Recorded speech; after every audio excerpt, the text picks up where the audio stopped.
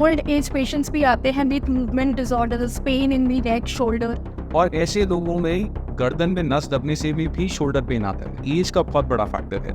अगर हमारे पास young patient आ रहा है जिसके अंदर शोल्डर पेन है, तो ज़रूरी नहीं है वो पेन शोल्डर से ही हो। ये आप अपने जोड़ों को, अपनी मांसपेशियों को कैसे मजबूत रख सकते हैं, कैसे हेल्दी रख सकते हैं। नमस्कार, स्वागत है आपका हैप्पी हेल्थ पॉडकास्ट में। आज हम बात करेंगे डॉक्टर आदित्य सोरेल सर से, जो कि director of sports injuries at Eternal hospital है। Sir has got a vast experience of 15 years.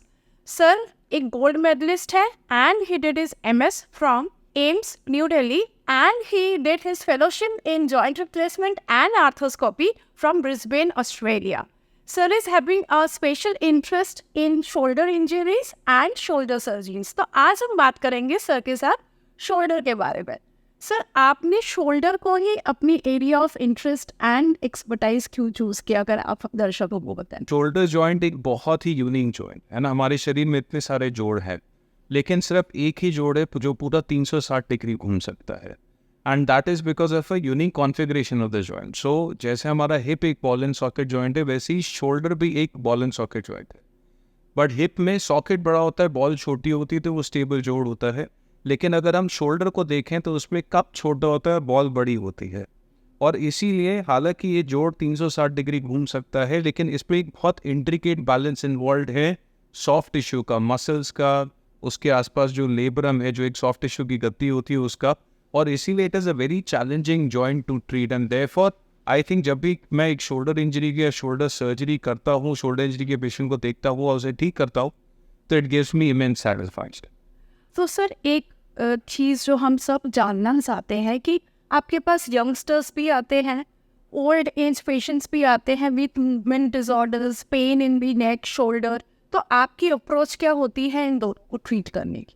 I think that is a very good question Rimi.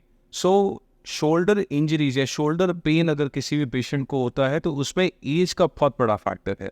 अगर हमारे पास यंग पेशेंट आ रहा है जिसके अंदर शोल्डर पेन है, तो ज़रूरी नहीं है वो पेन शोल्डर से ही हो। आजकल बहुत यंगस्टर्स ऐसे हैं जो IT इंडस्ट्री में काम करते हैं, और IT तो छोड़िए, हम ऑलमोस्ट हर इंसान आज की तारीख में अपने फ़ोन पे लगा हुआ है। गर्दन झुका के आगे हम 24 घंटे फ़ोन पे ही देखने लगे रहते हैं। और ऐसे लोगों में गर्दन में नस दबने से भी शोल्डर पेन आता है। So if I see a young patient who complains of shoulder pain but he cannot pinpoint the pain, then probably the pain is coming from the neck. However, shoulder dislocation also is very common in young patients.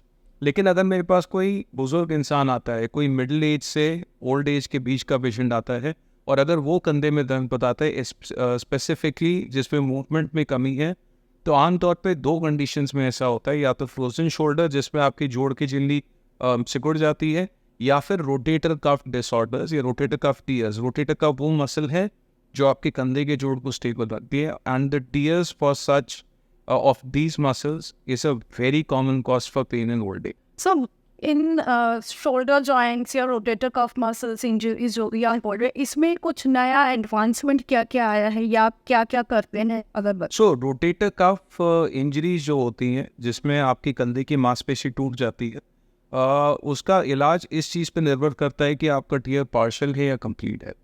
Partial tears most patients will recover with exercises.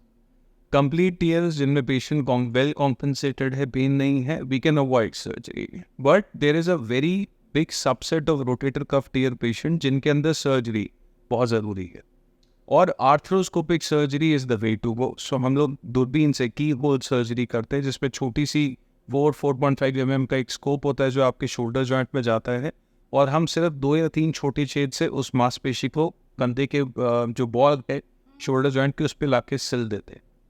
Now इनमें भी एक partial tears का subset का patient है जिनमें tier आ रहा होता है, लेकिन फिजियोथेरेपी काम नहीं करती। पेशेंट को रात को नींद नहीं आती दर्द के कारण, हम इंजेक्शंस लगा के ट्राई करते हैं जैसे स्टेरॉइड का या PRP का, दैट डज नॉट वर्क।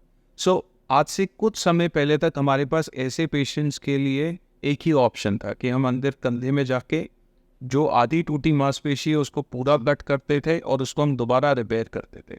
कई बार हम आधी कटी मांसपेशी को ही रिपेयर करते थे, बट इसके अंदर सिग्निफिकेंट चैलेंजेस थे। कुछ पेशेंट रेसिडुअल पेन के साथ प्रेजेंट करते थे, कुछ पेशेंट स्टिफ हो जाते। है, जिसमें रीटियर हो जाता है.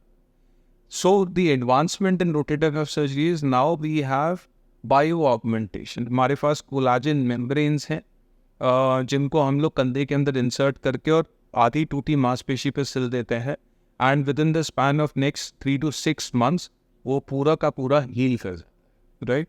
इन fact and we are proud to say Rajasthan के पहले जो 2 केसेस हैं वो हमारे हॉस्पिटल इटर्नल में मैंने ही किए हैं. So it's a very good advancement, और ये उन सबसेट ऑफ पेशेंट्स को केटर करता है जिनका पार्शियल रोटेटर कफ टीयर है और जिनमें फिजियोथेरेपी या इंजेक्शन से पेन में रिलीफ नहीं है.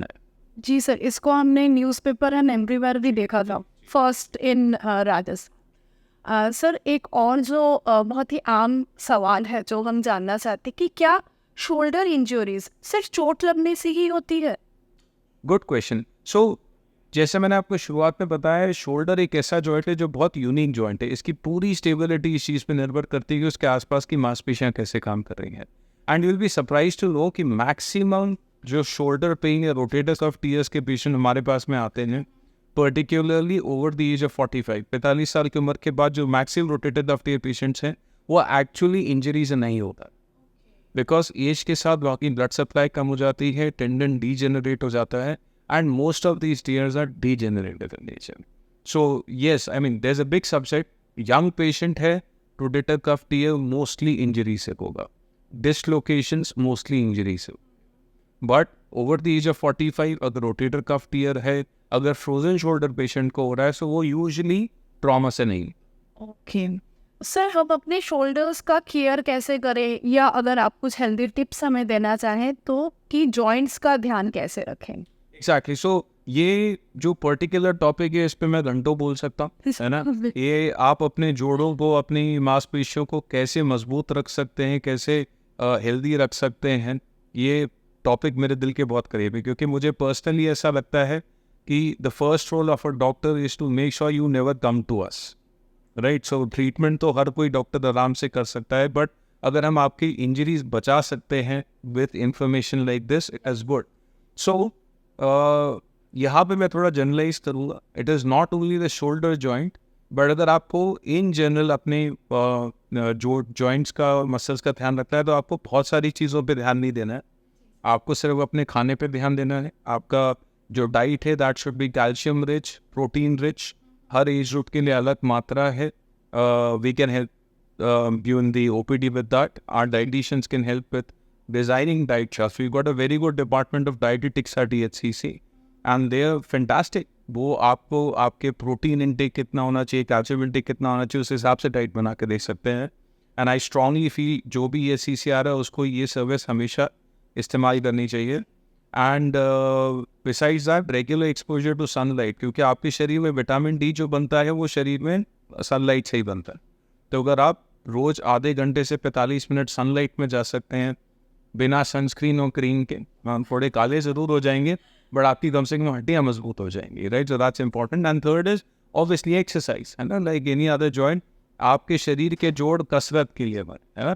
तो मैं हर पेशेंट से एक ही छोटा सा सवाल करता हूँ. जब मुझसे सवाल पूछा जाता है तो मैं पूछता हूँ, साहब आपके घर में 2 कुंडी है, एक कुंडी जो 10 दिन में खुलती है, एक कुंडी जो दिन में 10 बार खुलती है, जंग कौन सी कुंडी में लगेगी? So we all know the answer. Similarly जिन जोड़ों का आप इस्तेमाल नहीं करते, जिन मांसपेशियों का आप इस्तेमाल नहीं करते, वो धीरे धीरे बेकार होने लगे. So regular exercise is important and obviously right posture is also important. So अगर आप अपने फ़ोन पे लगे हुए हैं, जो कि आज की तारीख में इम्पॉसिबल है छोड़ना, small frequent breaks is important, है ना. तो अगर आप 10 मिनट, 5 मिनट, 15 मिनट तक आप मैक्सिमम फ़ोन इस्तेमाल करें, उसके बाद रख दें बगल में, घूम के आके फिर इस्तेमाल कर लीजिए, बट रेगुलर. आज हमारे साथ हैं डॉक्टर आदित्य सोरल, जिन्होंने हमें informations the regarding shoulder injuries and हमें अपने जॉइंट्स को कैसे हेल्दी रखना है.